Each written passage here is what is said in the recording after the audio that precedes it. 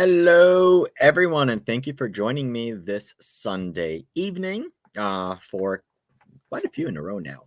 Hope everyone had a great weekend. I am looking forward to our conversation tonight. I do have my phone. I'm going to be looking at Rumble comments. And same thing, I'm just trying to pull one up for X. See, I'm not going to dead name Twitter. Fairly positive we are streaming on there. And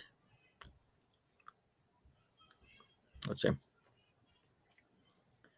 Profile. Let me make sure we're live on there. Yes, we are. Sweet. All right. Let me just pull this up. Very cool. All right. Hello, Northman. Thank you for joining me. Okay, so I got my Facebook and YouTube comments going to be populating right on here. I got my Rumble and I got Twitter. All right. Thank you guys for joining. Sorry, I scheduled it a little bit later. Definitely was a busy week. And literally about 5 minutes before our live stream right now, I was on the phone with a match director for a gas gun series. So we'll talk about that a little bit later on. First and foremost, thank you very much for coming on here this Sunday evening. Starting to feel a little bit under the weather. So we'll see kind of how that goes. But we definitely should at least be good. Oh, new people. Hello, right thing to do. Thank you for joining us. So yes, definitely was a very, very busy week at the range. Before we go with that, actually, if you're Irish, hope you had a good St. Paddy's Day. Beyond that, I know many of you have. A couple of quick reminders on there. So if you want some of our awesome patches, luxgun.com, we do have them. They do glow in the dark and we're super cool. We also have on our website, we have stickers and we have other products. So we have some open box, some photo shooting tripods, and we're going to be adding more items onto our website. So luxgun.com. And also some of our partner brands. So Anarchy Outdoors, we're having their St. Patrick's Day sale. So there's 10% off. So you can do that. So a lot of your awesome accessories are going to be a little bit discounted as well. Let me know if you need a link and we'll definitely do that. Okay. So we discussed that. I got those things checked off on the bench. So very interesting time this week. So I went back to the range earlier this week. So it was Tuesday or Wednesday. I don't recall. I think it was Wednesday. Went to the range. So last week I was at the range. We were shooting and putting our first shots for the Ruger American Gen 2, the DSI MFR 15. And then this week I went back and I started working on the video and started recording the video for the Ruger American Gen 2 Ranch. So I got two of them. I have the Ranch and I have the Standard. The Standard is in 6.5 Creedmoor. The Ranch, as soon as it launched, there's only 3 calibers. So there's 223, 300 Blackout, and 760 by 39. So I have a bunch of Ruger Americans already, the Gen 1s, and I have 2 6.5 Grendels, a couple of 6.5 Creedmoor, 6.5 PRC. I guess that's it. And then we have some barrels to put them into 6 ARC. So when this one came out, I'm like, okay, like I was always intrigued by 7.62 by 39 in a bolt gun. So I'm like, okay, we're definitely going to do that. And I know when I was talking to people before, they're like, okay, it's like the biggest holdup for this gun is going to be the ammo. And I'm like, okay, well, I'm a hand loader. So I guess worst case, we can always hand load for it in order to get something acceptable. And so kind of like taking a side note from this. So like when the channel started, I used a lot of hand-loaded ammo. The problem with it is I generally, for review videos, I don't use hand-loaded ammo because most people are not going to hand load. And is it really right to say that you can replicate the same exact results? And obviously the answer is generally not. So what I'll do is to break the gun in, I will load hand-loaded ammo. Then we're going to do all of our testing and accuracy testing with commercially available ammo. And then once the gun goes into my own personal rotation, I'll use hand loads if I need to. So for the Ruger American Gen 2 and 7.62 by 39, I'm like, okay, do I want to know how accurate you can get this gun with like regular factory ammo, not hand loads or anything else like that. And typically people will say, okay, well, 7.62 by 39, that's a 300-yard cartridge. And beyond that, it's like minute a barn. And I was like, okay, I'm going to prove it wrong. So I went out to the range a couple of times with the gun before. We put on a pretty decent scope for that gun. I think I had the Arkin EP5 on there. And it was clear enough for what we were doing with it. And my goal is, okay, like, can we act? So my local range where I shoot, well, my local's 2 hours away. My local range is limited out to 730 yards. So I'm like, okay, if we can, and we have steel everywhere from 200 out to 700. So I'm like, okay, if we can get consistent hits on steel out at those distances, that's going to be like amazing. Especially when you factor in it's a pistol, it's almost like a small frame cartridge, and well, it's an intermediate cartridge if you want to be correct. And then beyond that, it's 7.62 by 39, which is not really known for being accurate to begin with. So went out to the range a couple of times before, and like let's put it this way, I got results that were okay. I guess we can say it was okay. It was consistent in line with what someone would expect out of a 7.62 by 39, and it was better than what you can expect out of 7.62 by 39 out of an AK.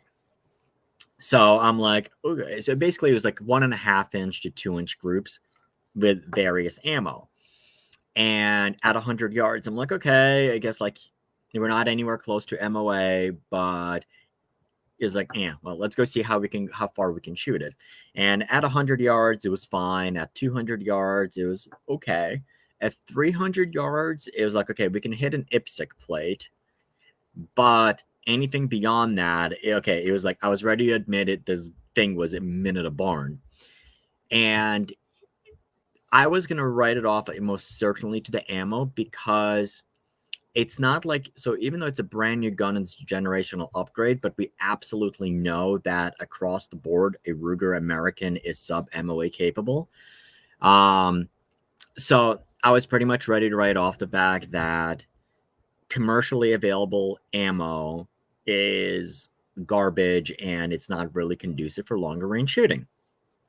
So this week, so basically we had that. I had when we were sighting it in, I had drone footage trying to shoot it like 200, 300, 400 yards.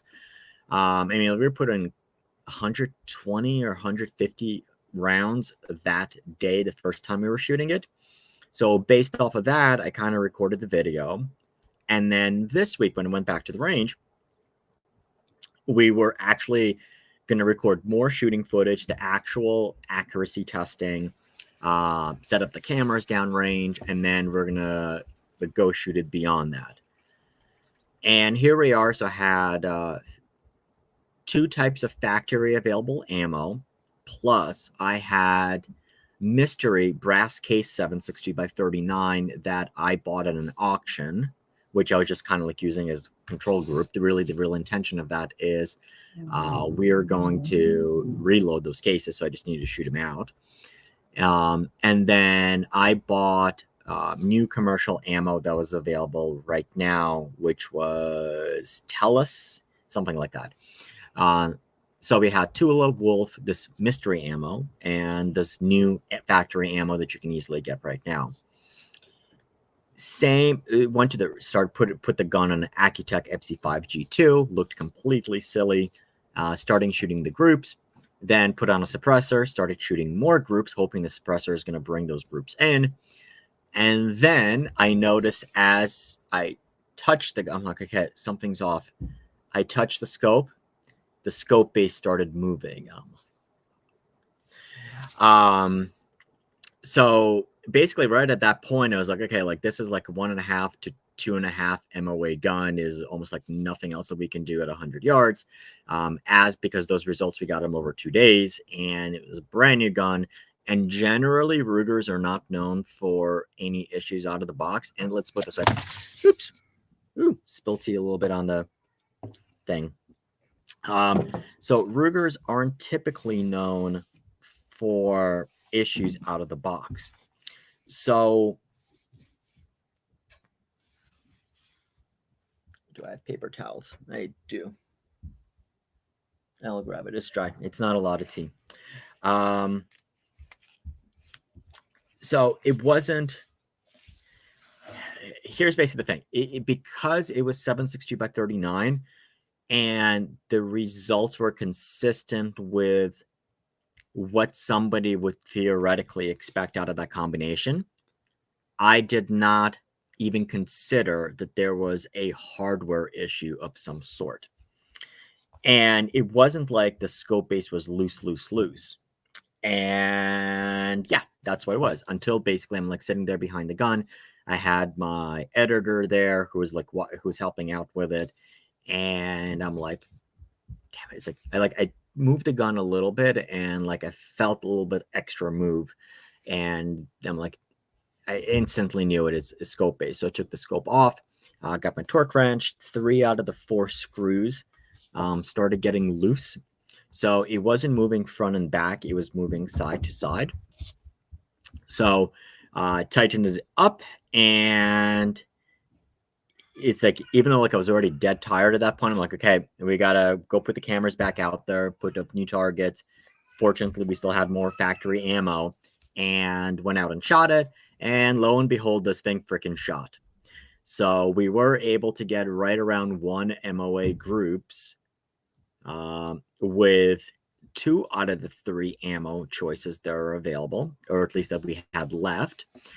And then we went out to the long range, got the drone out there, and this thing was drilling steel. So typically, if your gun can keep 2 MOA, you can go out there and have fun with steel targets.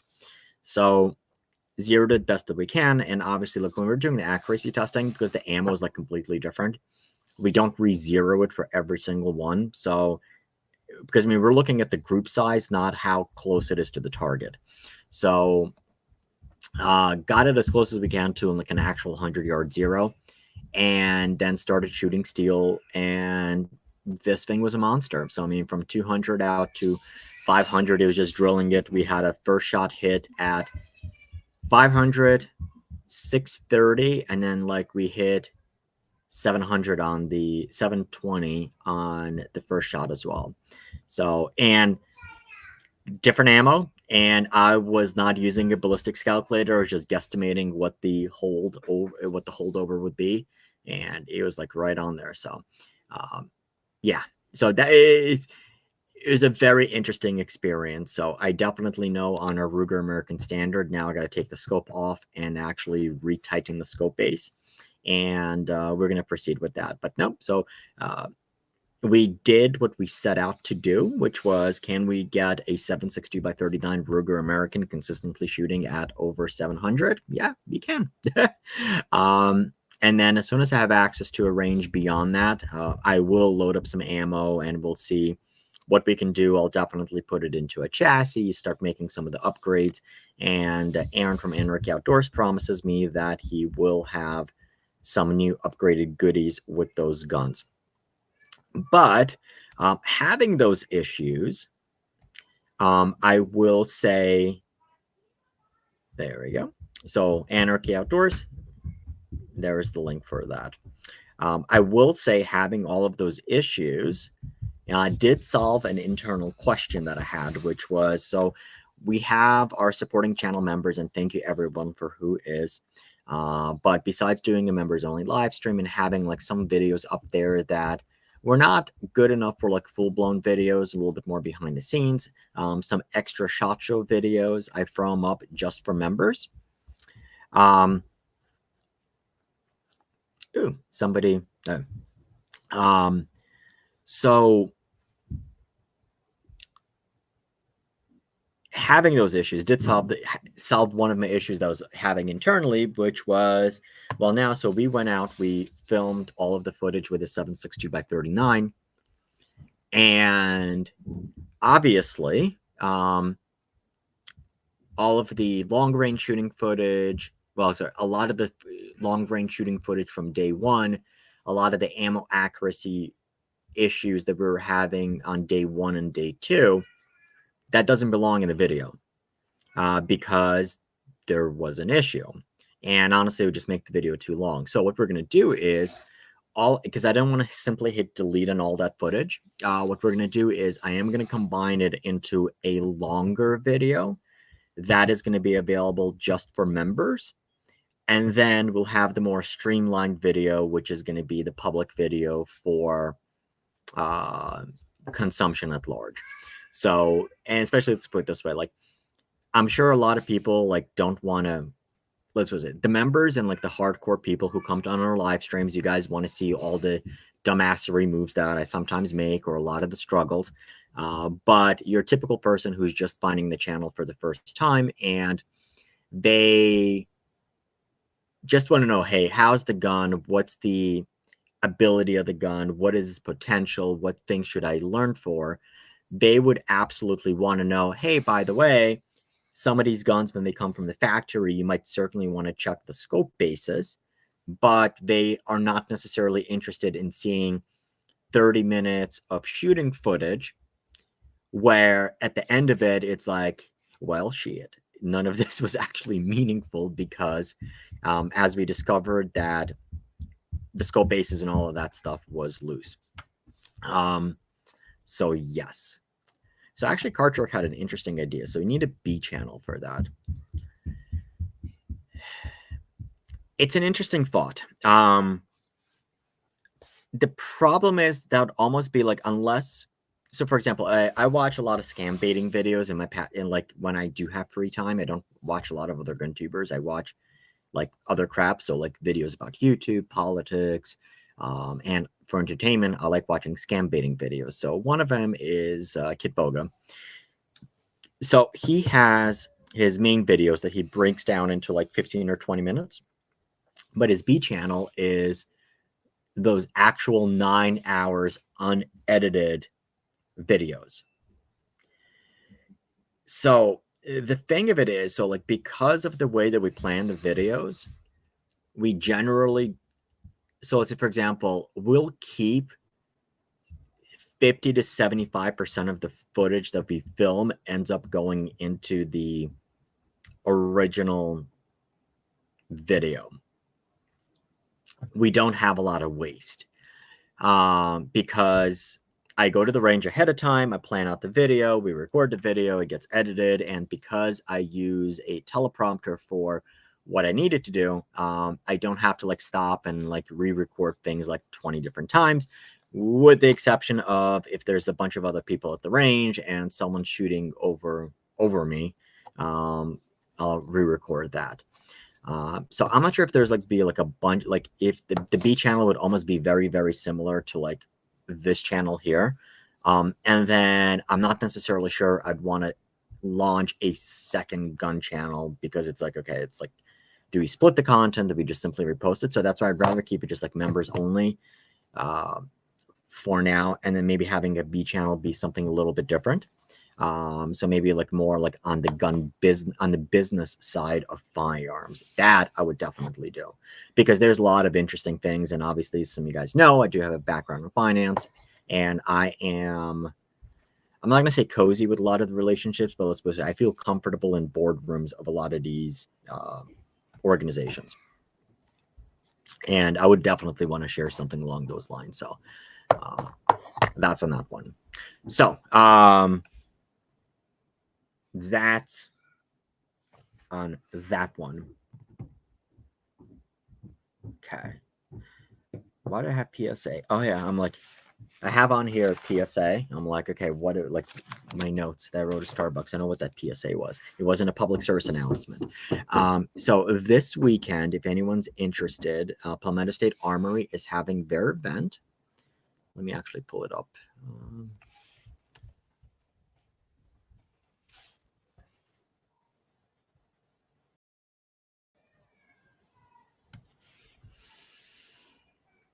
Let me screen share that.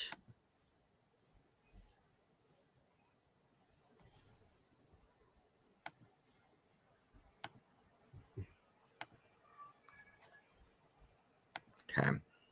So if you're in the South Carolina area, Palmetto State Armory has their own little media event that they're putting on. So it is on Friday and Saturday, March 22nd and 23rd in Clinton, South Carolina at the Clinton House Plantation. So typically what they do is they will have a bunch of vendors and sponsors who are going to show up, and they're going to have tables. So there's going to be shooting sponsors and there's going to be non-shooting sponsors, and they will have demos, so you can actually just pay one time and then you can go and you can shoot a lot of these firearms. I went to the event for the last, was it last year or last 2 years? I don't recall. I missed one of them. So we have IWI, Glock, Beretta, SAS, 6 Hour, Let's Darm Arms and Hyperfire, DPMS, Armscore, Loophole, Springfield Armory, PSA. Interesting that they're just an event sponsor, not one of the main ones. Gun Owners America, DPMS, and Barrett. So Barrett actually has like a 1 mile shoot there as well. So, but then you have to buy a separate ticket for that. So there's all the exhibitors. American Legion, Crate Tactical, Silencer Central, Primitive Bear Arms, Wizard Forged Knives, Strap Knives, Grizzly Ears, Otis, Live Free Armory, Cronus Knives. That's a bunch of knives, people. Green Wolf Tactical, Davidson's as a distributor, Wilder Tactical, Toast Targets, Caliber Coffee, Right to Bear. Both of those are PSA companies. Morissette, I believe, are do accounting. Savior Equipment, Shaw Armament Systems, American Tactical, Mantis, Gun Owners America, Timber Creek, FPC, Taurus, IWI, SIG, Glock, Dead Air, Shadow Systems, EOTech, Trijicon, Springfield, Armscore, Hyperfire, Beretta, Loophole, Warren Mounts, Christensen, Silencer Central, Maxim Defense, HK, Stoger, Benelli, Vortex, AAC, H&R. Isn't H&R bought by PSA? DPMS, Canik, Century USA, both same company, CMC Triggers, and Santan Tactical. So about half of these are going to have their own shooting base, so you can actually go and you can experience it. Definitely a cool event. So I have media credentials for this one, but on Friday, it looks like it's just going to be horrible rained out. It looks like it's going to be 1 inch of rain throughout the day. And this is actually a common theme for the last 3 or 4 years, where this event, it doesn't necessarily get rained out, but there's a lot of rain, and it's not like just a little bit during the day and then it stops. It's the entire day. So I was planning on going down there Thursday night to go attend on Friday. But because I am starting to feel like I feel like I have potential that I am going to be sick later this week. I am like probably not going to go. So definitely not going to go for Friday if it's going to be raining for like the entire day. And I'm absolutely a fair weather shooter. I mean, like, let's put it this way. I generally don't go shoot in the middle of wintertime. It's just not fun. But especially, for example, like if it's raining all day and a lot of the booths aren't covered, I'm not going to be lugging $15,000 worth of camera gear in order to go do some videos. Especially since especially since there's no longer just a separate media day. It's like, yeah. So what I think I will do is, if I'm feeling okay, I will probably try and get there Friday night, or like drive Friday night, get there Saturday morning, attend the event on Saturday, and then drive back that same day. So that's actually what I did last year. So we'll see how things are. But if you're in the area, I would definitely go and try and make that event. It is a cool event, especially since you have access to shooting. So like Rugged usually brings their belt fed. That's always fun. So you can shoot a belt fed. It's a belt. Is it a 308 or a belt fed 223? I don't remember, but you can watch my video from last year, and it is in there. All right, let me end the screen share. Ta-da. Okay, cool. So yeah, definitely check that out. Hello, Buzz from Kansas. Are you in Kansas now? And thank you for the confirmation. Yeah, so H&R was part of the Cerberus group, and like they're moving brands out, they did pick them up. Although are they doing anything with H&R? That's going to be interesting. Cool. All right, along the same line, so fun news.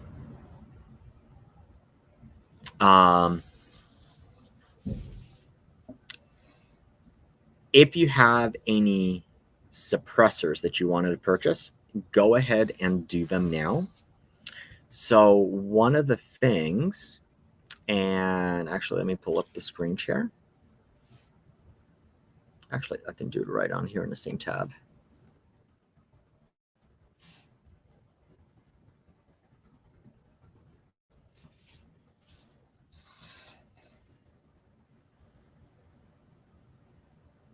Okay. So, suppressors.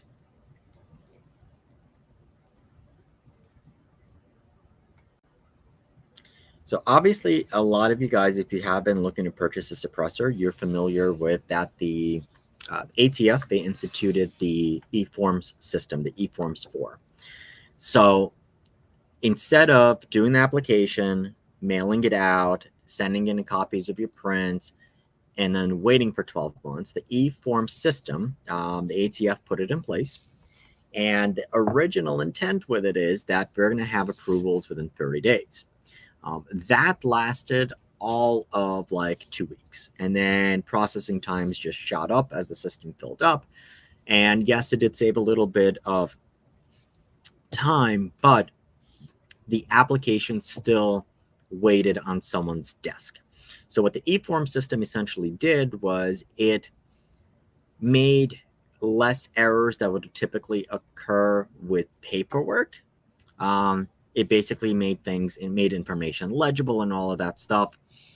So it saved a little bit of time, but the vast majority of the time when people were waiting for suppressors, we're waiting for somebody to actually go take a look at it, pull the background check, wait for the FBI and this and that and so forth. So the eForm 4 system, even though they basically said that this is going to be 90 days, and then we're going to target that we're going to bring it down over some time to a 30-day window, that basically never happened, and we're still averaging about 10 months. I think my latest suppressor when we were doing the eForms, it was 11 months. That was for the Dead Air Nomad L. All of a sudden, people on Reddit started reporting that, hey, I'm getting some of my cans approved really, really quick. To the point of like, hey, it was approved within 1 day, which is like nuts. So one of the explanations for that could typically be, let's say, for example, it's what's called batch approvals. And sometimes the ATF would actually do this. So when the ATF basically it has responsibilities. They go show up in Congress and all of that. And they need to say that our processing times are actually coming down. So what they sometimes do is what's called batch approvals. So as they're processing your application, let's say you waited in line for like 8 months and it's your turn and they pulled up your application. What they would do is when they're doing that one, they would take a look at, hey, by the way, does this person have any more suppressors that they purchased afterwards? And if they did, they're just going to all do them all at the same time. And that would, in essence, get the times down. And that's what's quote unquote a batch approval. The thing of it was, though, now ATF was getting sued, I believe, by Texas. And what they basically went on a binge again is, hey, we got to bring our processing times down. So all of the people who did the applications back ago, some of them are still waiting, but all of the new stuff that got submitted, they got almost instant approvals. to the point of like it used to be like 4 or 5 days. Now some people are getting their cans approved same day. This week, in the beginning of this week on Tuesday morning, I have put in my application for 4 cans that I purchased last year, and I was waiting. I was like, I'm not going to wait a year in order to pick these up. More than likely, I'm going to get my own FFL SOT. So I found a local FFL who's willing just to hold them for me. And then I'm like, okay, well, if they're going to get approved like fairly quick, let me just put in the tax stamps for them. And we did. So on Tuesday, I applied for 4. On Wednesday, I had the next day, I had 1 approved. On Thursday, I had another one approved, and I didn't get anything approved on Friday. Bastards. So I'm hoping basically this week, early tomorrow or Tuesday, I'm going to have my approvals for the 2 other suppressors. And Silencer Shop, they wrote an article on this on their blog. So faster NFA approval times, breaking news. Get ready to race through the NFA approval process for starting sprint across blah, blah, blah. And according to the ATF, this is the new normal. Wow. So basically what approval time should have been from the beginning. Now, this is still typically going to apply for people who are filing for suppressors individually. If you're purchasing a suppressor through a trust, the wait times are longer for those. However, they are starting to come down as well. So typically in the old system, if you put in your trust application, it would be like an extra 2 months versus an individual application. So basically ATF is talking about the single shot speed. But here's the kicker. So, I mean, we're showing like here people, okay, put in 125, approved 227, put in 123, approved 229, 123 to 229, put in 304, put in approved 305. And now literally it's like people are getting approved the same day. So the quote,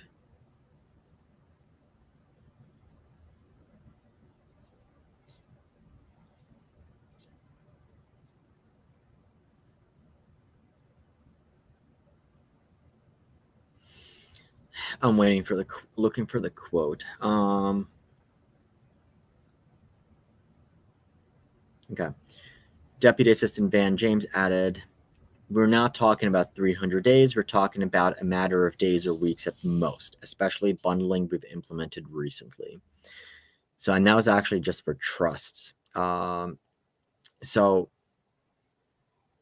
okay, ATF hosted a town hall where they said approval times are coming down, way down. ATF Deputy Assistant Director James Van explained, now we see this in Reddit. People are saying, I got mine in a matter of hours, or I got it the next day. Is this normal? Yes, this is the new normal. Also, unsurprisingly, the FBI and the ATF, they monitor Reddit / NFA subreddit. So don't post stupid stuff online. They are watching and reading. But if you're on the fence about picking up a suppressor, I would absolutely go ahead and just put it in right now. Hello, James, and I know this guy. Thank you for coming out. And yes, you need to go get your can. So this is Jagger, someone who helped me with the videos at Shot Show. And came out to the range with us that time. So yes, I got 2 cans. 2 out of the 4 cans are approved. Interestingly, the 2 that were approved were not the 2 that I really wanted to get. So there are 4 KGM suppressors. So KGM, I guess we can talk about that.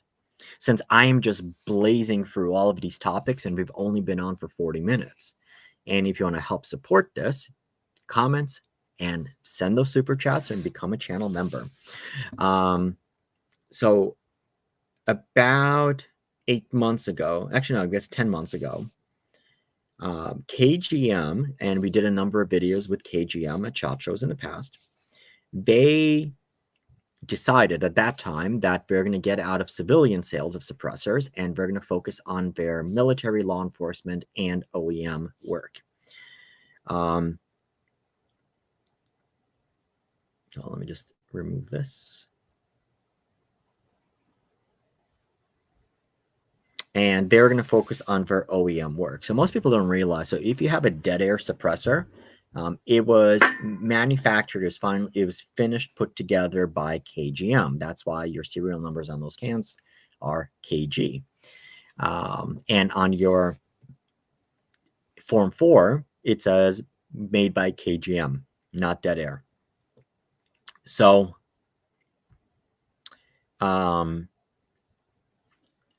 KGM, I mean, they're a high volume manufacturer, and they were producing for other brands. And even though their passion was in the shooting sports industries, making precision rifle suppressors, they were making cans for the market. And they basically just decided when they won a new government contract that they were going to focus primarily on those. And I believe one of their deals for one of them was that they cannot make suppressors in their own name. And probably that was Daniel Defense, because this year at SHOT Show, Daniel Defense had the Daniel Defense Soundguard suppressors, which say made by KGM, right on there. So they were getting rid of their civilian marked suppressors, really good prices. So I bought 4. So I bought a 22 rimfire can. I bought a 5.56 full auto rated can.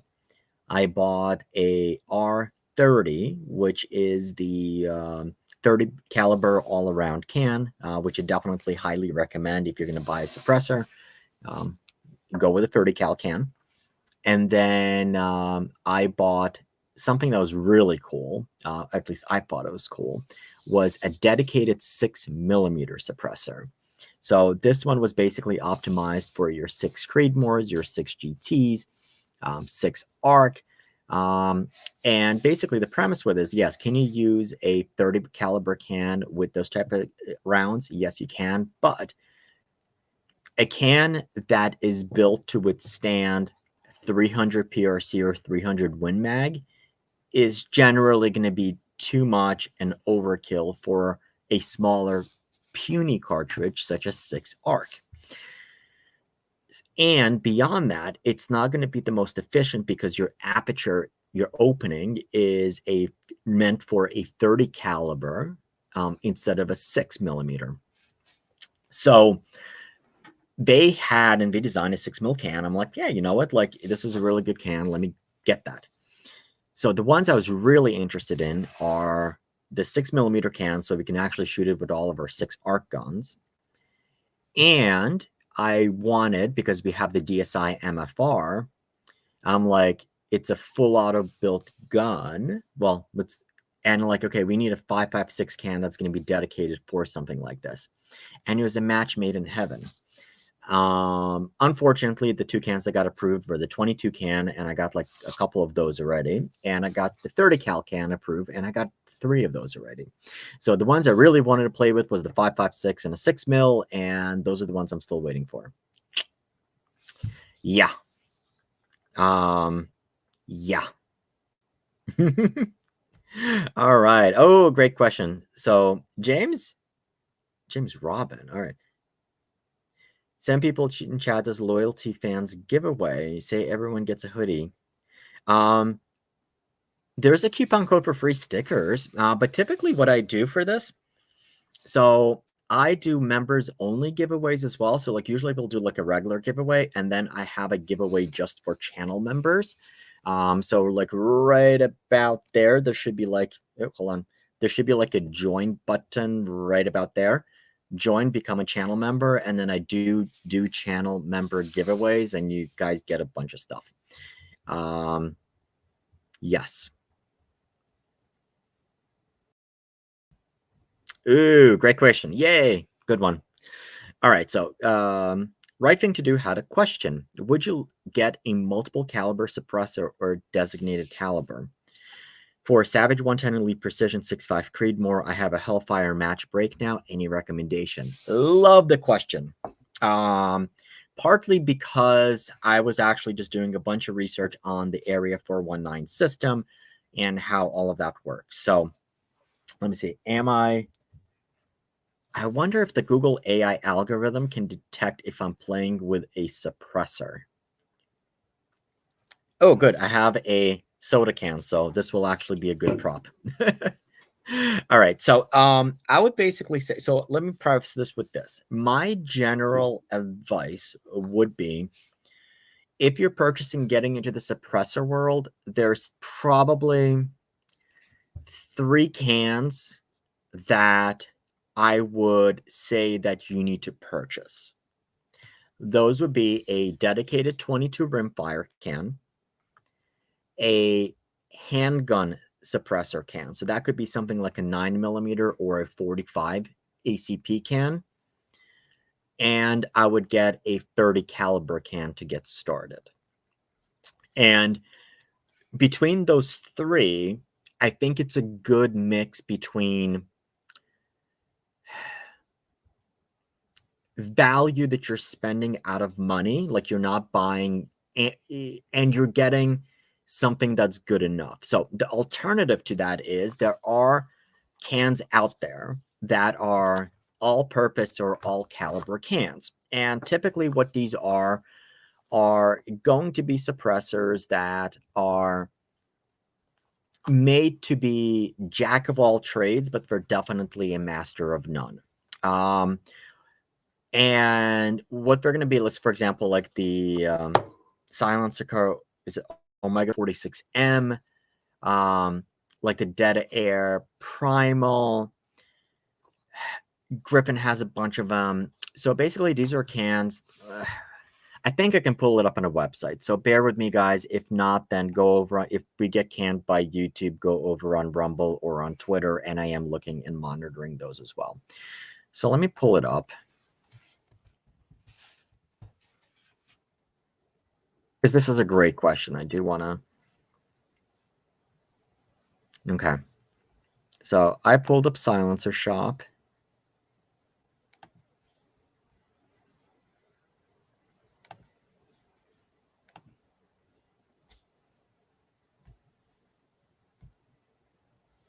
Okay. So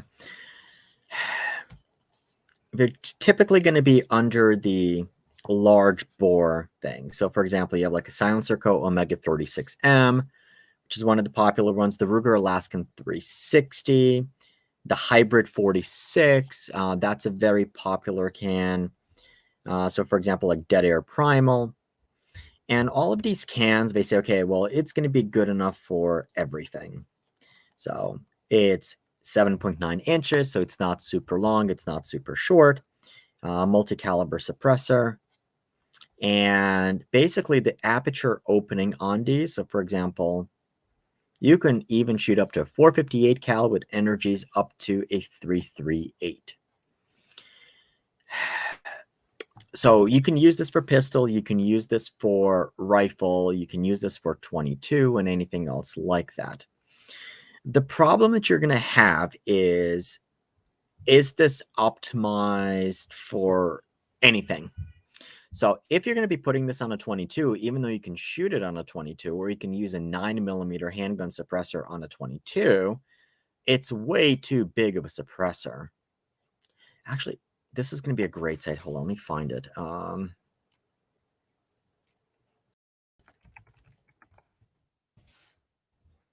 found this website.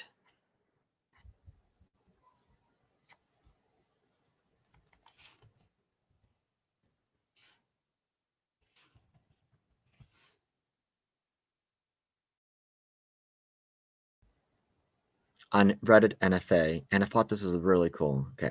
Can contrast. Okay. Super cool site. All right, so let me switch this up.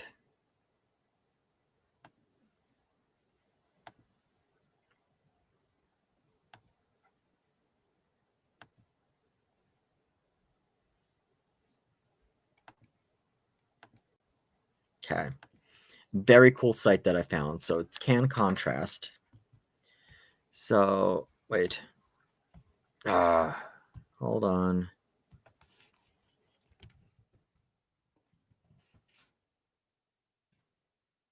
There we go.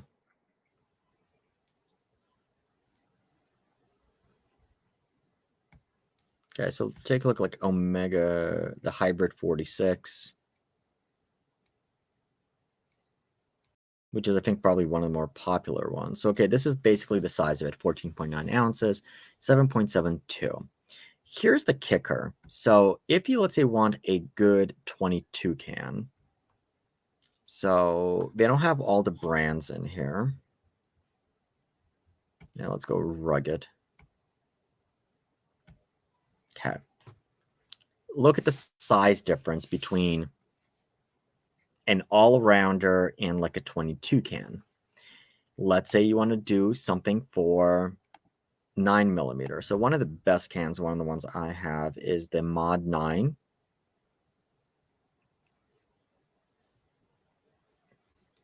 This is basically what you're looking at. So 7.7, same size as like something like a hybrid like that. The hybrid's 1.57 inches thick. This is 1.37, but look at the weight difference, 14.9 versus 10 ounces. And if you're looking at 22 cans, I mean, like you can look at something like this guy, the Hydra aluminum, 3.5 ounces. So for that reason, I'm generally, unless, I mean, don't get me wrong, $200 per tax stamp is a lot of money, but typically you're not going to get something that's going to be like something that's good for a 338 is not going to be optimized or that good for a 22. So by going to 3 suppressors, I think it's a good bare minimum because you can have a dedicated 22 can, which you can use for your 22 rimfire, rifles, handguns, things like that. And more importantly, the 22 cans are going to be fully serviceable because the leading from the bullets is going to get everywhere and they get really, really dirty. Handgun cans are also generally going to be serviceable. So you can remove the end caps, take out the baffle stack, and clean everything.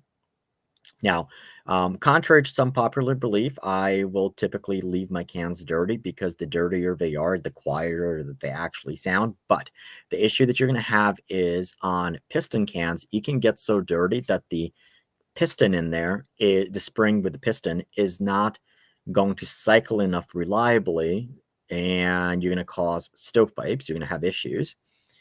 So you do need to clean those. And on rimfire cans, it might get caked up with so much leading if you're using a quick detach system that you're not going to be able to get the suppressor off of the gun. So that's why I do run dedicated 22 cans, and I have my handgun suppressors, and that's what they're used for.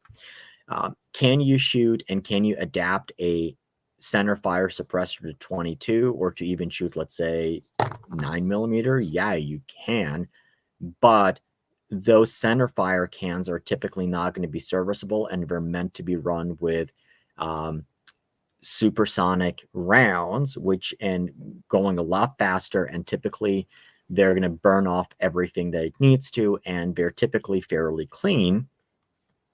So if you start shooting lead bullets through there, you're going to cause yourself more issues. Now you need to clean it, and it's a pain in the butt. So that's why I have a dedicated pistol can, and it could be a 45 can, which is going to be good enough for 9 and all that stuff. Have a dedicated 22 can, and then have something like a 30 caliber can, which if you're going to start with one, get a 30 caliber can of your choice, and there's a bunch of really good ones. The determination that you're going to have to make is, do you want something that's going to be quiet, or do you want it to be quiet enough, but you'll be able to throw it on any semi-auto gun and you're not going to have to play with the gas system?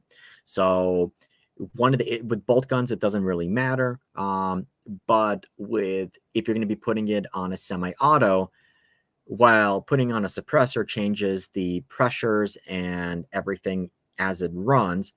So you're basically creating, what a suppressor does is it regulates how quickly the gases escape, and that's what basically moderates the sound levels. So it creates, if you put like a very effective 30 caliber can on an AR, it creates significantly higher back pressures, and that screws with the gas system, and thus you basically have to have an adjustable gas plug, unless you get one of these high flow through cans like the OSS, which used to be Huxworks. There's some others that are designed to suppress without but let all the gases still escape, and they're not necessarily going to be as quiet as a very well, nicely done, higher back pressure can, but you don't have to mess with the gas system or anything on that.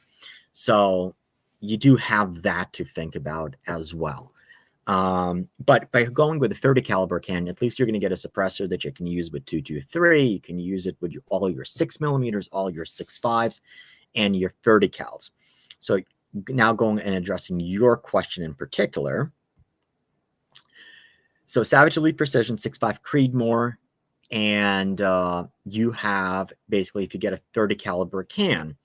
So if you only have one suppressor, there are cans out there that are optimized for 6.5 Creedmoor.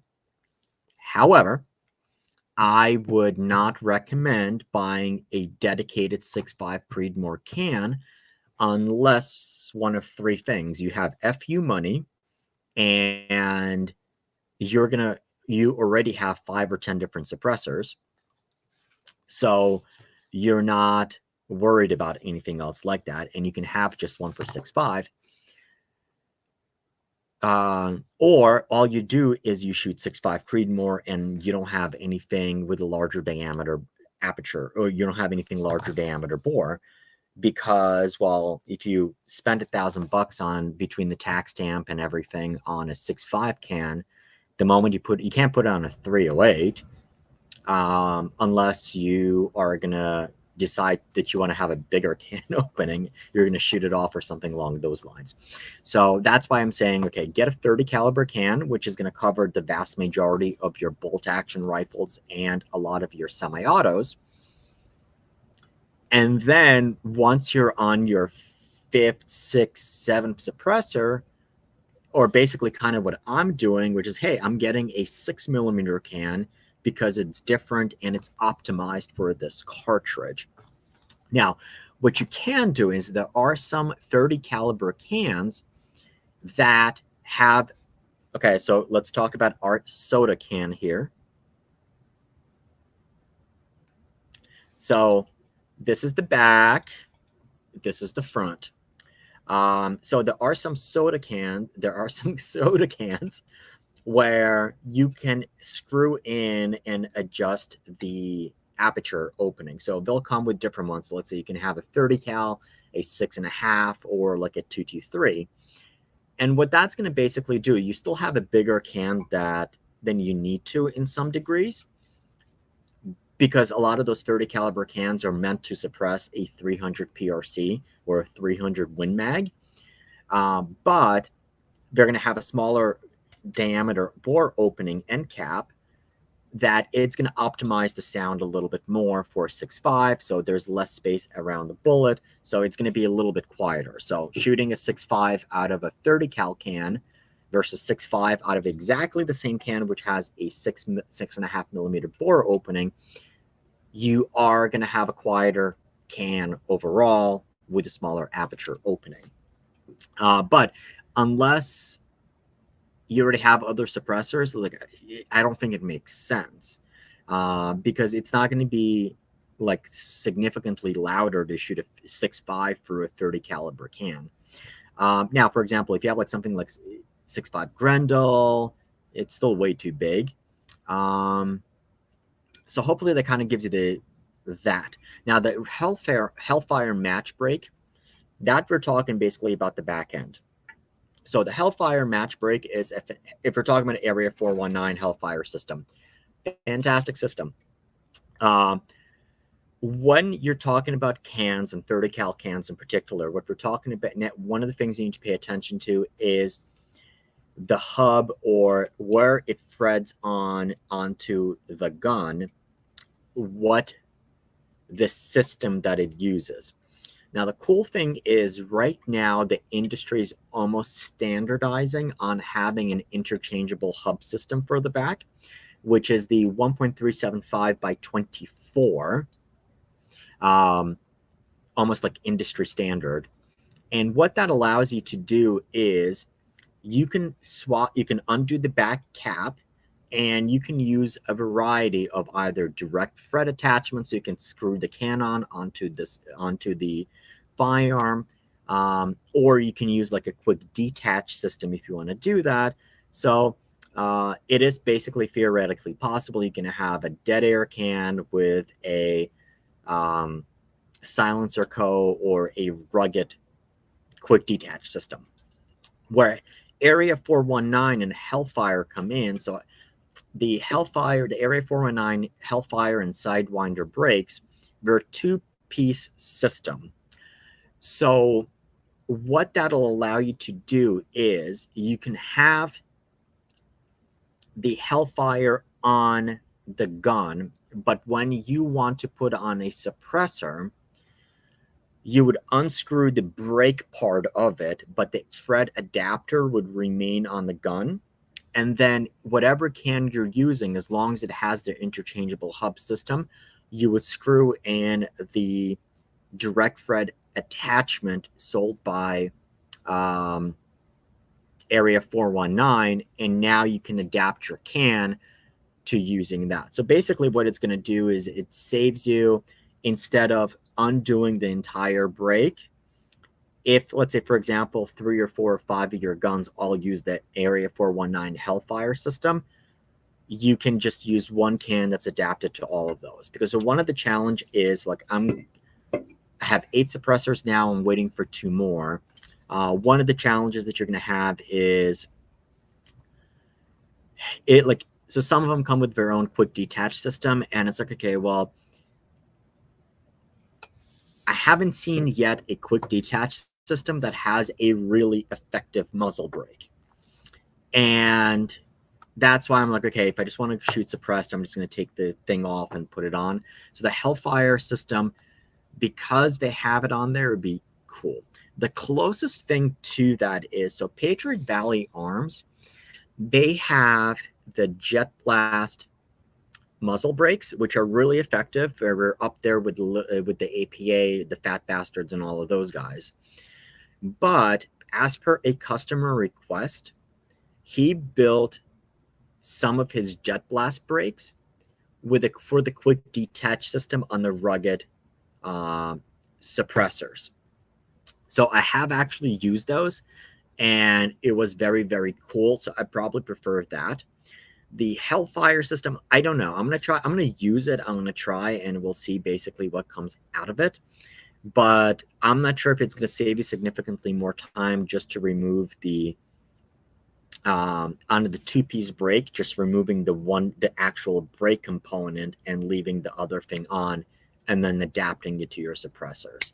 And honestly, if you're going to have, let's say, one rifle that you're going to suppress, and you're going to be using that one suppressor, I don't think there's anything wrong with just having like a direct thread, or just getting a quick 2-piece brake that's self-centered with self-timing, or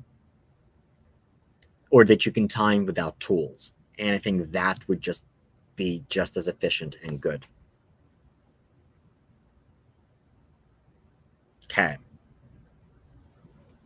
So now let me go back.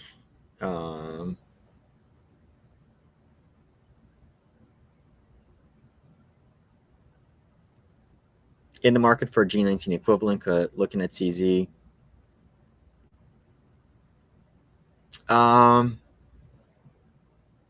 That's a whole different topic. Go to a gun store, see what you like, and get that.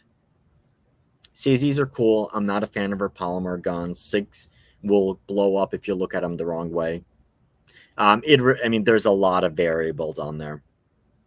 That could be a different one. Okay, so on the 22 topic, so I'm looking at the dead air mask for the Ruger Mark IV that I'm interested in. So the Ruger Mark IV with the suppressor is such a joy. I would say the dead air mask is a really, really good can.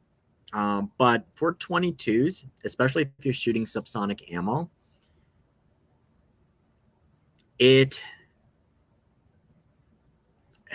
there's not that much of a difference between 22 cans as there is with a 223 or a 30 caliber can.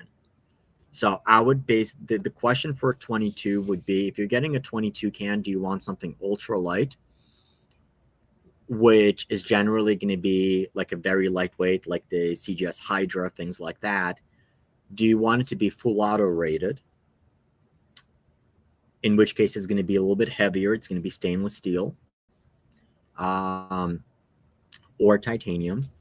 Or do you want it to also handle 17 HMR, 22 WMR, or 5.7 by 28?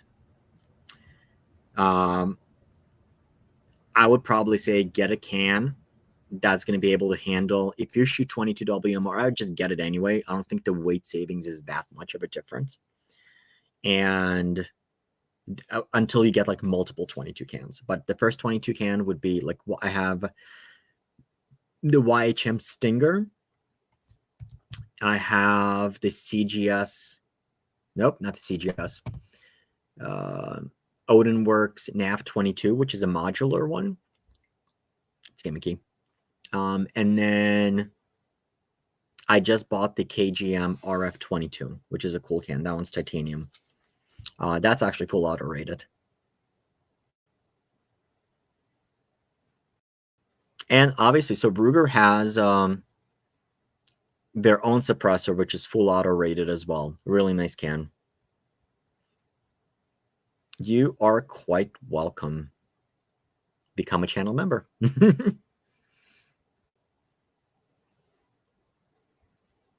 Ooh, okay. So Benning Ballistics, Ryan, he is a fellow gun tuber, multi-gun, 3-gun competitor. He has a comment. So just my opinion, if you can't tune your gas system on your gas rifle, you should learn how to do that before you consider getting a suppressor.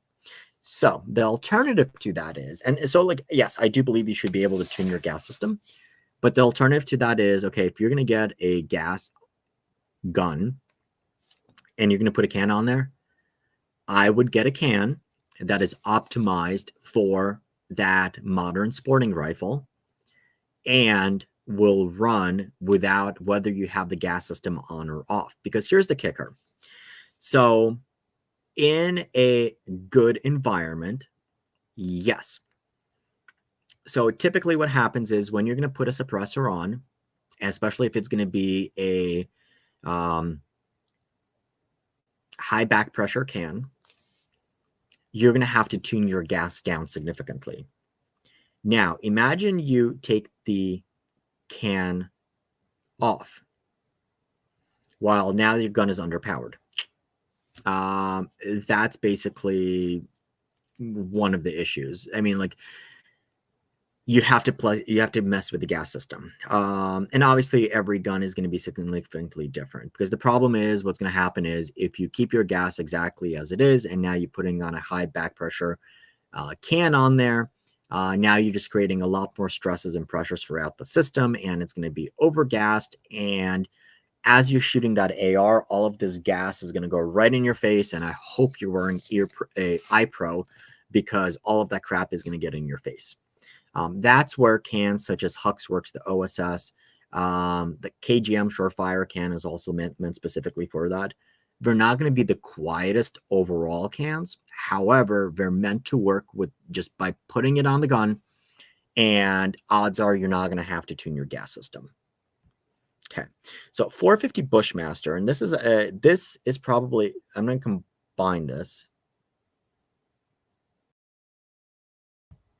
Okay, my 3.3 can and my 6.5 is hands down. And now those comments start coming out. Yes, it's quiet. So yeah, you can definitely put a 338 can on a 6.5. The problem is it's like it's way too big of a can. I mean, like your typical. Ooh, let's go to Can Connect.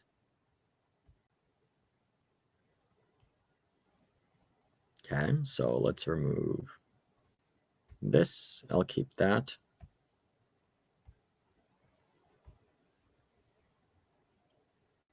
Okay, so dead air. Okay. So the Nomad L is probably one of the biggest, but it's one of the quietest 30 caliber cans that you can optimize for. What is there?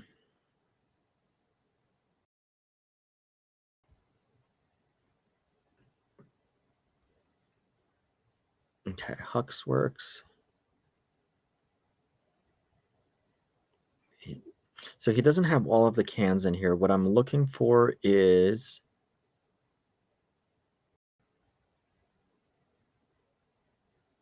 does he have the CGS Hecate? Okay. Here's basically a good example for you. So the CGS Hecate is, and yeah, it's pronounced Hec8. This is a 338 can.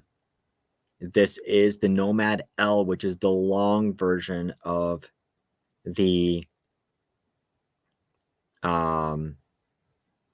this is the long version for a 30 caliber can. And let's see, do we have anything that's going to be optimized for? All right, so let's just basically say I'll bring this up. Okay. This is the Aero Lahar 30. So this is kind of like your typical 30 cal can. Okay. Your regular 30 caliber can, your big, quiet, this, and the Nomad L is still one of the quietest 30 caliber cans that you can find. And then here's basically a can meant to really handle 338. It's a much, much, much bigger can. So there's a difference between could and should. Now, let's say, for example, if you don't mind the added weight or the added size, by all means. But yeah, food for thought. God, I love the site. I'm gonna try to get the creator on here.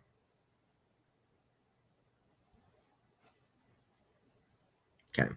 So for 450, the cool thing is with 450, even though it's a large bore opening, it's not that high of a pressure of a round. So you don't need like one of those big, massive cans for it. I think that's what like the Alaskan, well, it's the 360, it's just the 360, but they have the primal.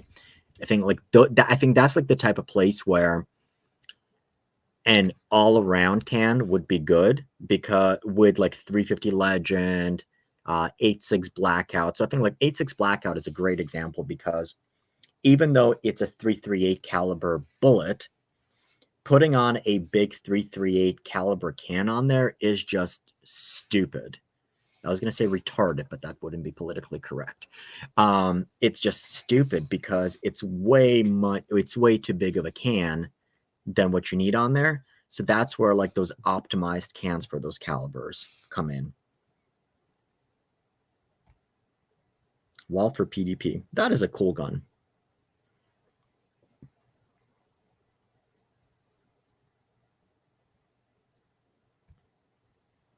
Ooh.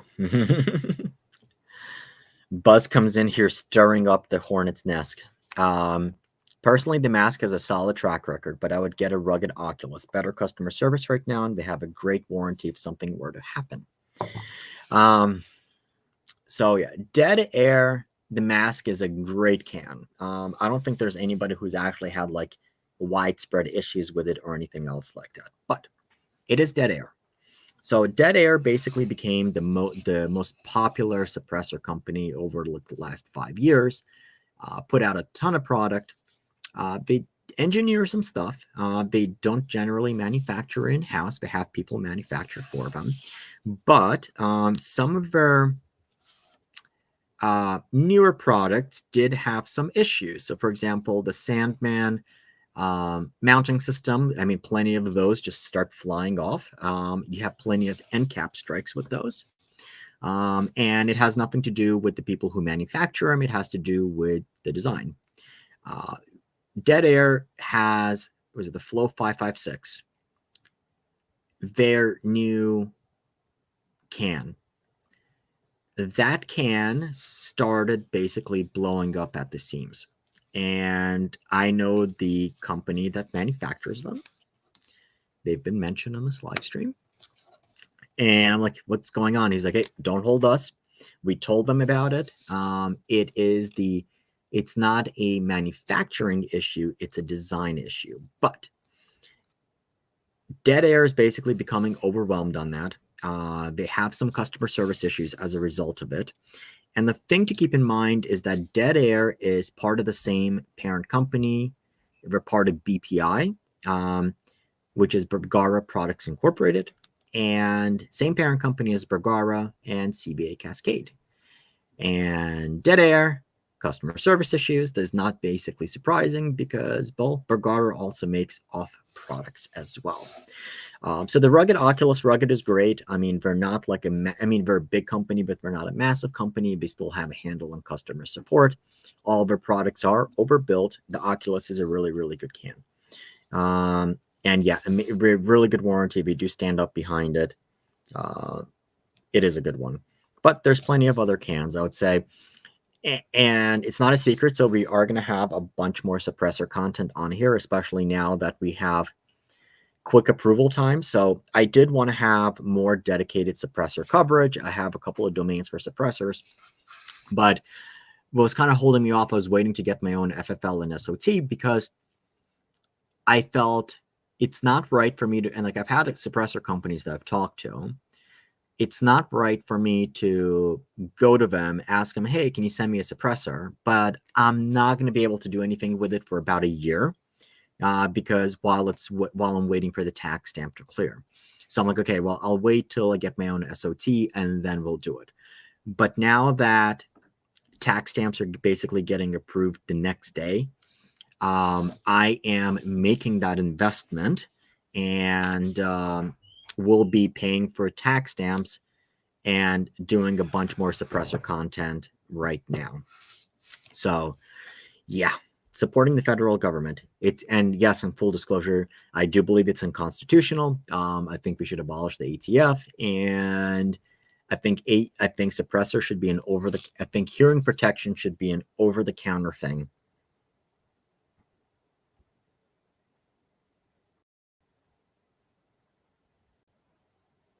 Have a good night. Ooh, okay. AB. So Stephen New.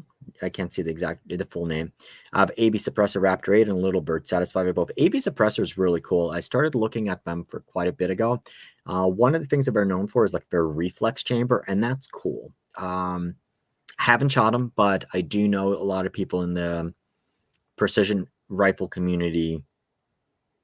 The precision rifle community like them, but they're not They're not a very popular brand, not necessarily because they don't make good products. It's just they're not there. My flow through technology has pretty much eliminated the need to have to deal with that. I think everyone's going to start going that way. So yes, but it's yes, but I think I think flow through technology is great for semi-autos, and I think it's necessary. But on a bolt gun, it really isn't. And if you're still looking at the quietest type designs, they have to be a higher back pressure can. If that's just the type of designs that they are. Now, the one big change in the suppressor community has been the type of manufacturing. So whether we're talking about subtractive or additive manufacturing. So subtractive manufacturing is you start with the big block and then you CNC it down to whatever design is. Now, I'm absolutely not a machinist. I do not know, but we were still hung up by the limitations on the type of machinery that is affordable, that can do the designs that you want to do.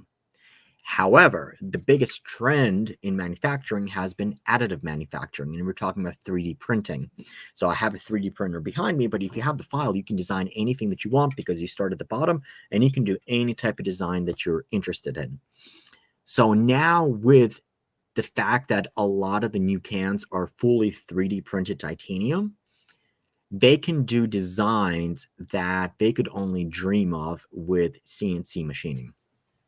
So I think like we're like at that precipice. For example, like if you have like the hotness of like the Gemtex and the Surefires, those aren't even anywhere near the quietest or like the best designs or cans that you can get right now. I mean, there's been such a massive jump generationally between the type of designs and the cans. And so like what's interesting is when OSS, when Huxworks, when it still used to be OSS, yeah, I'm totally dead naming Huxworks. When it was OSS, the very first cans were very, very intricate designs. They were super expensive. They almost went bankrupt. And then they actually simplified the design for simplicity, for manufacturing, and all of that. The newer designs now with 3D printing, they can do more. And we're kind of going back and adding the complexity in. And now, so basically, they played with the new 6mm can, which is on their on the Geisley 6mm ARC military contract. That's a 3D printed can. A lot of the CGS cans, they're 3D printed. A lot of the SIG cans, they're 3D printed. So there's a lot of cool stuff coming down that pike. And thank you for becoming a channel member. All right. Hey, Mr. Dami Glocks. So Dami Glocks, he is a local fellow. I've done a couple of videos with him. He's my apprentice.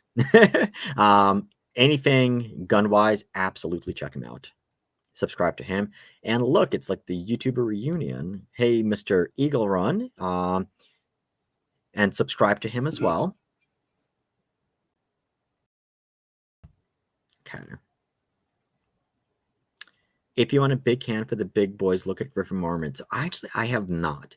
And I guess if we can share story time. And so Griffin Armament, so I have a friend of mine and I shoot in his property fairly often, not recently, but he's a massive suppressor person.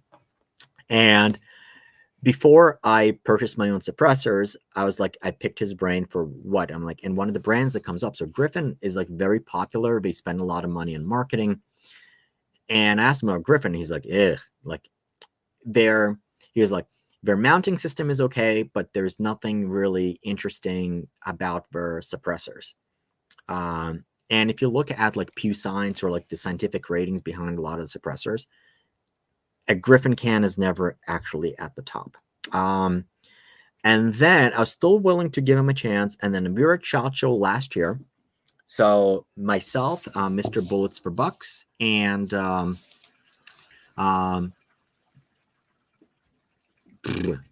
brain farting. Sorry. And Backfire. I'm not going to say his first name. We were in a food court. We were having a conversation when all of a sudden, this guy just cuts right in the middle of us, shakes Backfire's hand, and he's like, hey, I'm a big fan of your channel. I've been trying to reach out. We want to send you some suppressors for you to try. My name is so-and-so with Griffin Armament. I'm like, what the fuck? It's like you rudely interrupt the conversation. And it's like Steven and I are standing there. It's like, what's our name? Skip? So for those reasons, I do not recommend Griffin Armament. And I am willing to work with them, but they're going to have the FU tax. Or at least they need to apologize for being douchebags.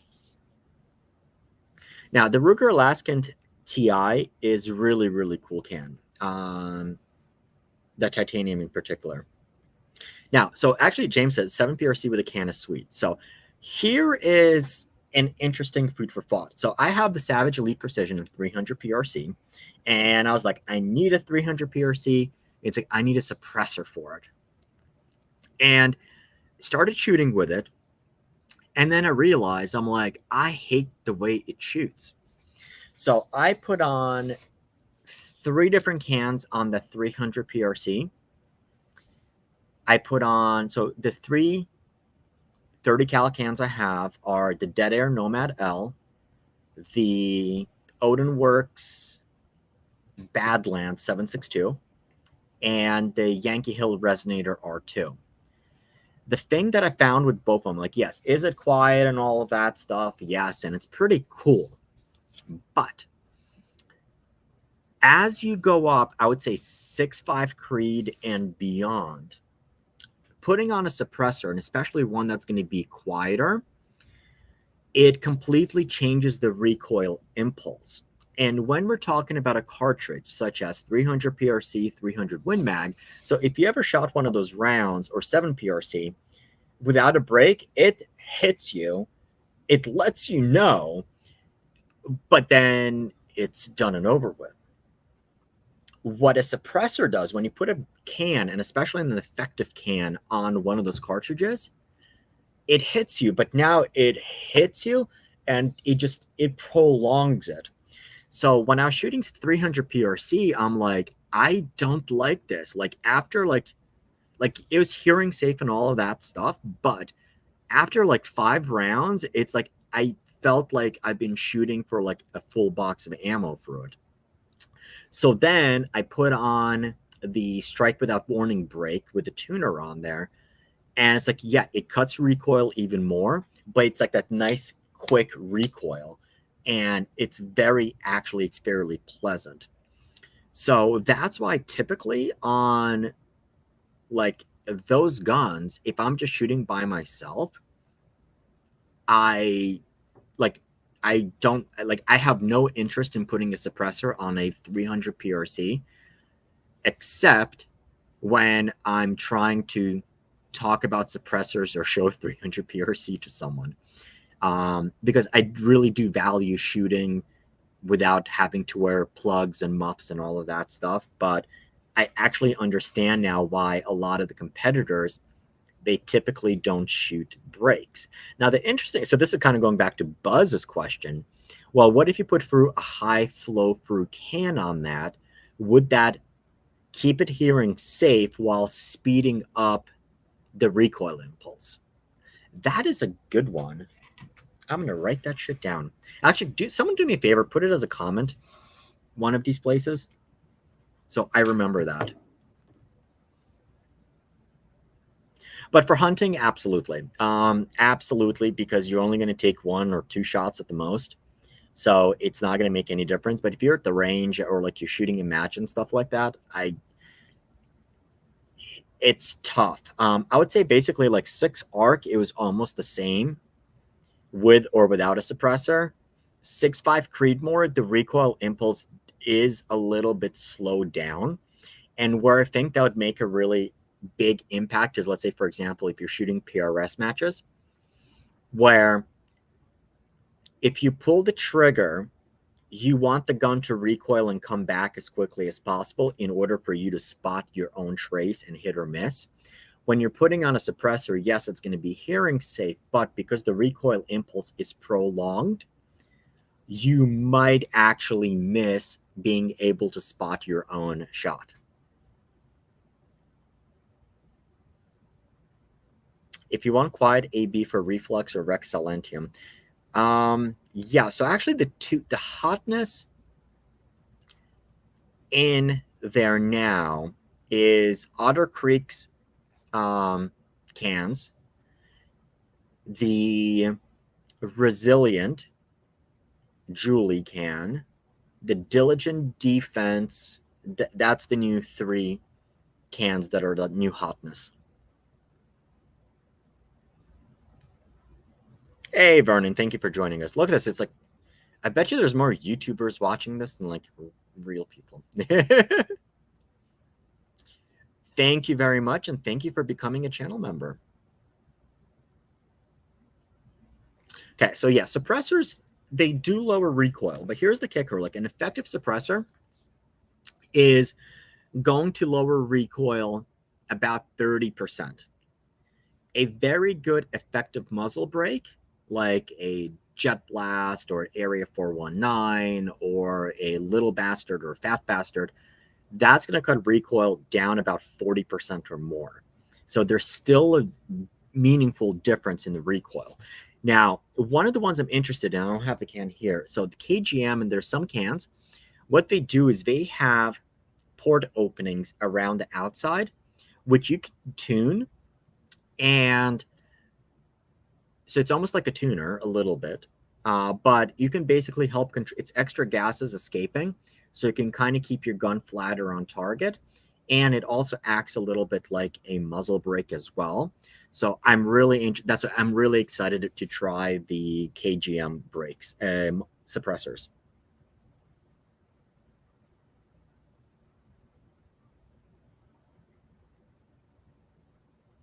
Ooh, okay. So Eagle Run has been working on a couple of 8.6 blackout projects. So actually, this would be a really good conversation. I'm looking at the Banish 338 for another 8.6 blackout gun. I also need a 30 cal can for a 308 and 6.5 Freed. I have a Dead Air Primal now for 8.6, and it's okay. So at SHOT Show, every time that I shot a suppressed 8.6 blackout, they had like a full-blown, they had a full-blown 338 can on there. But it's too much. I think there's some people who are working on a dedicated 8.6 blackout can. So I'd be tempted to see that.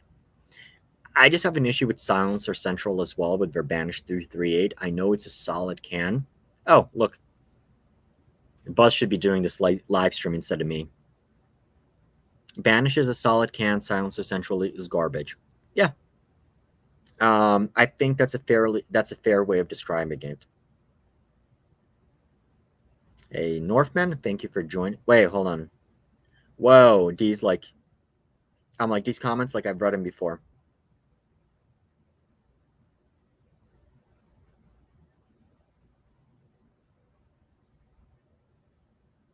Okay, some of these comments just went missing for some reason. I no longer see Buzz's comment that was just there. Okay, Silencer Co. Yeah, I mean, so basically, if you're looking at the most popular companies in the suppressor world, it was Silencer Co. Then Dead Air overtook them.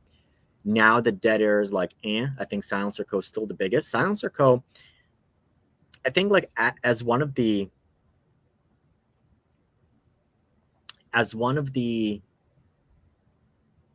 industry titans, I guess one of the first generation 1 industry titans. They had their own issues. So I mean, like they promised, like they ran crazy ass promos where buy one suppressor, get one free. They absolutely did too many of those, and people were waiting like a year and a half just to receive those free cans. And then combined with the Form 4 wait times, you wait like another year. So people didn't see their free suppressor for like 2 years or more. But I'm not sure, like, if any of it, like, they're not like really the new hotness, the new optimized. They have a lot of really good cans, and there's good company, and they do stand behind stuff. Yeah, so Diligent Defense was doing an 8.6 specific. Let me know how that goes.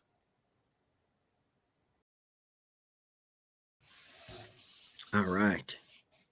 Blasting through this. But no, so like actually, let's see, is it in here? So it was a Q has the 8.6. It was the pork chop.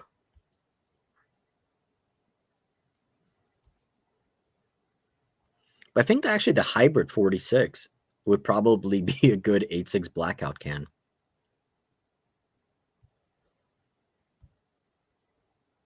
Yeah, so yeah, the DTF, STI. And yeah, they're the ones who are actually local. So this is the short one.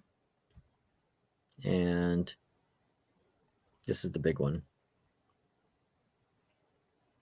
Now here, you can even like look at the difference. So like this is the CGS Heck 8, which is a 338 can.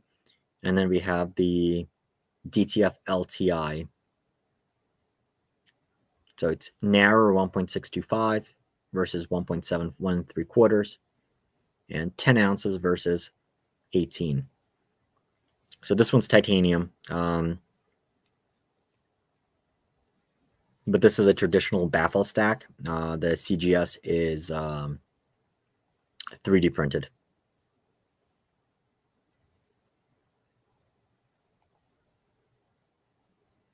Who else makes it? I think let's look at Q.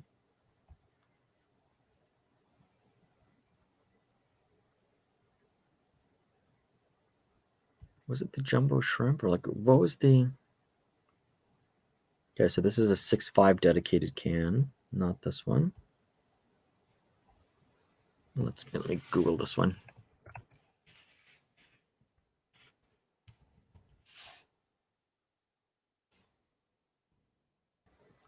Here's the pork chop.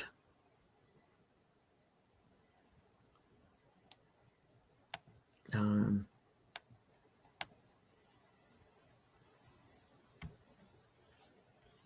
so this is Q's can designed for 8.6 blackout.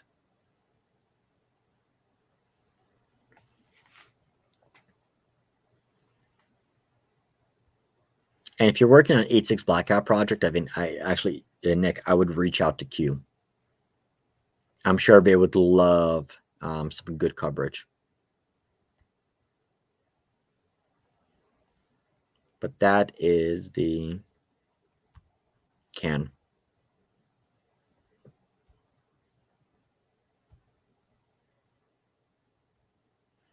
All right. So I think on that fun note,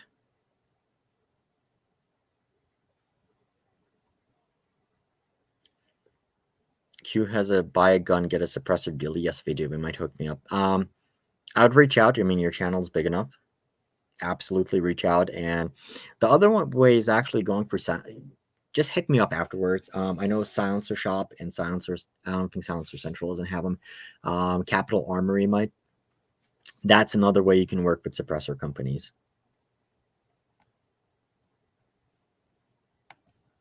There you go. Hopefully that conversation went well. And on that fun note, I have a hit the sack. Good night, all. Good night, Buzz. And I'm starting to feel a little bit in my throat, so I am going to start wrapping this one up as well. Yes. Thank you, Right Thing to Do, for becoming a channel member. Definitely appreciate that. And we will be doing more of these.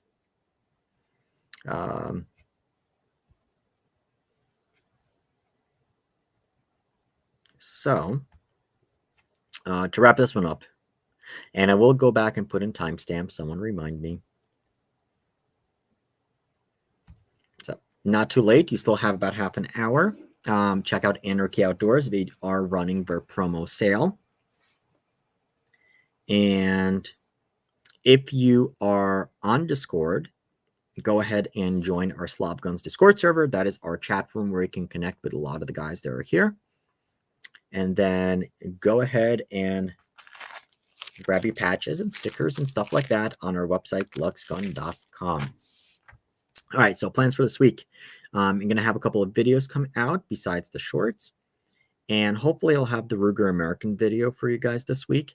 It's all going to depend on how well I feel, but you're going to definitely get something. And then for the live stream next week, depending on two things, how I feel, number one, and number two is if I'm going to go down to Palmetto State Armory. If I'm going to go down to Palmetto State Armory, it now looks like my plan was I'm going to go Thursday night, Friday, and come back and be back by Saturday. But if I go, it's going to be on Saturday because it's not going to get washed out. And then I might come back on Sunday, depending on what time Sunday, we might reschedule a live stream, or maybe if I go on Saturday night, we'll stream from the hotel Saturday night. I'll keep you in a loop on that. So once again, do check out the fellow content creators on here, Mr. Dommy Glocks, Eagle Run, Ultimate Arms, Just search for Ultimate Arms. And earlier here we had Bending Ballistics. Let me find his comment. There we go. So if you're interested in this space, go subscribe to those guys. Go check out their channels. Well, go check out their channels. Don't subscribe unless you like their content, because it sends the wrong signals if you subscribe and you don't watch their videos.